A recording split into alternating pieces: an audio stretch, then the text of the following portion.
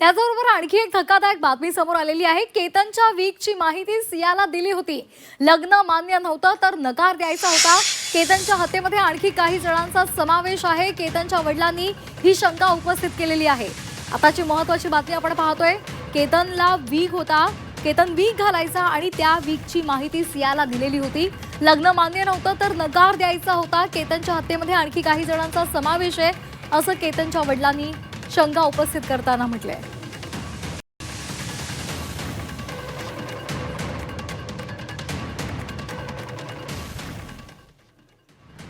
केतनला एक वीकचा पॅच होता, पण हे लग्न ठरवायच्या अगोदरच त्याला सांगितलेलं होतं। बिकॉज ऑफ त्याच्या ते काही मेडिकलच्या याच्यामुळे एक छोटासा पॅच होता त्याला वीकचा, पण ते लग्न ठरवायच्या अगोदर सगळं काही क्लिअर सांगून दाखवलं गेलं होतं।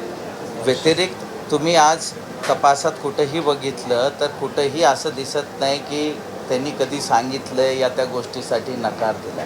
पण तिच्यासाठी लय सोपं होतं ना सर नकार देणं। माझ्या मुलाची हत्या करायची गरजच नव्हती ना।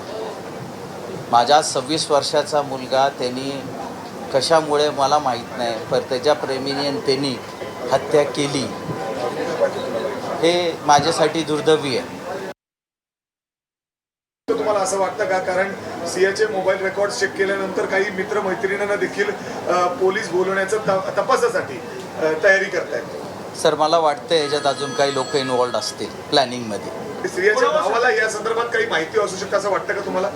मे बी असू शकेल सर, का की त्या भावाच्या खूप जवळ होती ते, तिला माहिती असायला पाहिजे असं मला वाटतं। म्हणजे या प्रियसी संदर्भात त्याला माहिती होती, म्हणजे चेतन संदर्भात? हो, तो त्याचा मित्र होता ना। कोण? चेतन आणि साहिल, त्याच्या श्रेयाचा भाऊ साहिल आणि चेतन हा मित्र होते। मित्र म्हणजे ही या गोष्टीची कल्पना, अफेअर बद्दलची कल्पना होती त्यांना? असायला पाहिजे 100%। की ते आम्हाला तर उलटा त्यांच्या घरच्यांनी आश्वासन दिलं की ती अजिबात लिकर पेत नाही, पार्टीला जात नाही, हे नाही, हे पहिलेच आश्वासन दिलं होतं त्याने। पण आता ह्या सगळ्या गोष्टी समोर येत आहेत।